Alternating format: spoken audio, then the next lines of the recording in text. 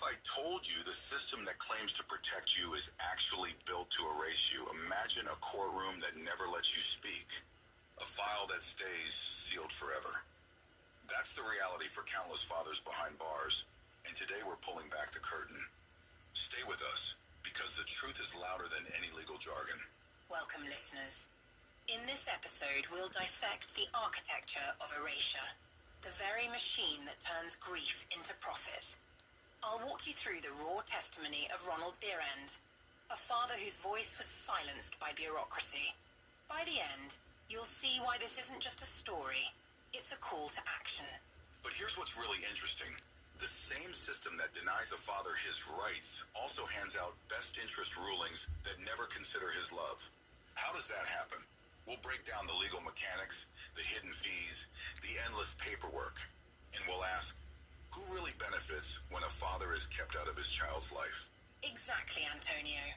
The architecture of resistance is built on layers of denial, from missed notices to fabricated debts. It's a deliberate design, not an accident. We'll expose each layer, starting with the so-called best interests that become a death sentence for involvement. And that's just the beginning. Over the next few minutes, we'll hear the raw, unfiltered voice of a man who survived the system's grind and emerged with fire. Ready to hear the indictment? Let's dive into the first segment, the new strength. Nevaeh, the opening line of the speech says, look at the room they built for you, called best interests. What does that room actually look like for a father in prison? Antonio, picture a sterile hallway lined with filing cabinets, each drawer holding a sealed case file. The father gets a single printed notice that his blood is listed as deceased, even though he's alive and fighting. It's a psychological weapon, a way to convince him that his existence is irrelevant. The room is empty, but its walls echo with bureaucratic indifference.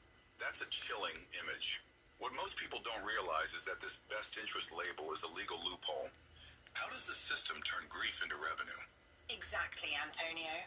Every missed deadline, every unfiled appeal becomes a bill the state charges back to the family.